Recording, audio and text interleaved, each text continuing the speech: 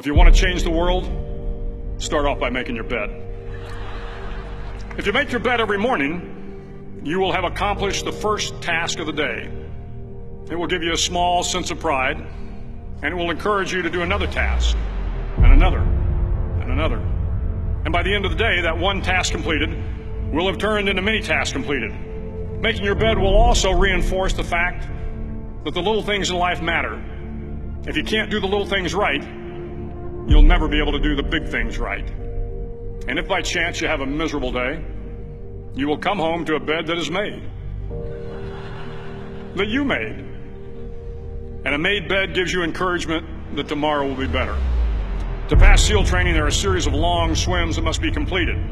One is the night swim. Before the swim, the instructors joyfully brief the students on all the species of sharks that inhabit the waters off San Clemente.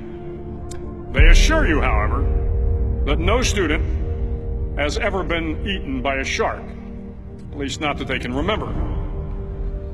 But you are also taught that if a shark begins to circle your position, stand your ground. Do not swim away.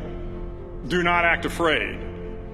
And if the shark, hungry for a midnight snack, darts towards you, then summons up all your strength and punch him in the snout, and he will turn and swim away. There are a lot of sharks in the world. If you hope to complete the swim, you will have to deal with them. So if you want to change the world, don't back down from the sharks. Over a few weeks of difficult training, my SEAL class, which started with 150 men, was down to just 42. There were now 6 boat crews of 7 men each.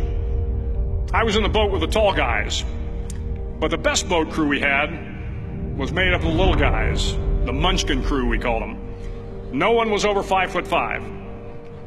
The Munchkin boat crew had 1 American Indian, 1 African American, 1 Polish American, 1 Greek American, 1 Italian American, and 2 tough kids from the Midwest. They out-paddled, outran, and outswam all the other boat crews.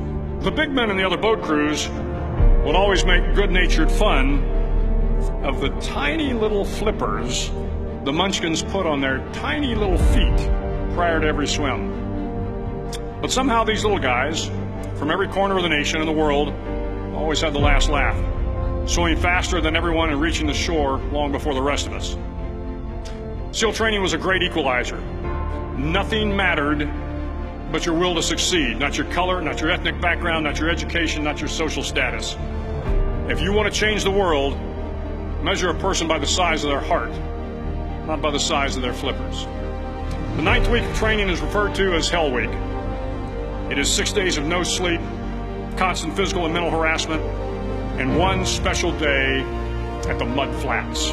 The Mud Flats are an area between San Diego and Tijuana where the water runs off and creates the Tijuana Sloughs, a swampy patch of terrain where the mud will engulf you.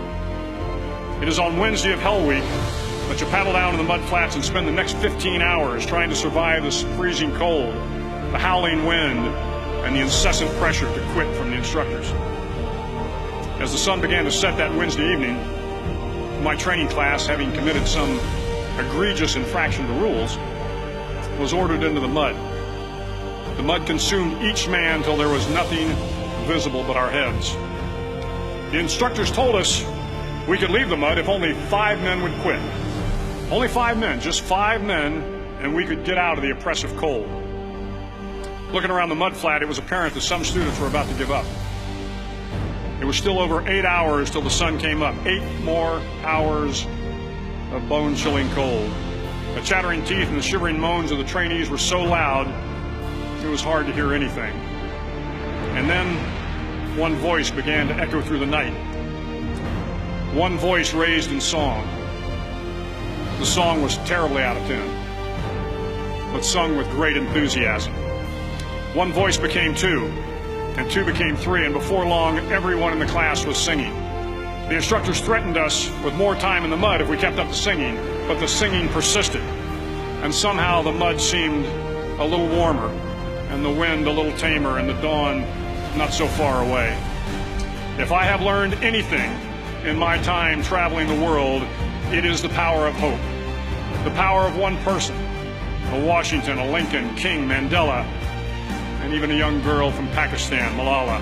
One person can change the world by giving people hope.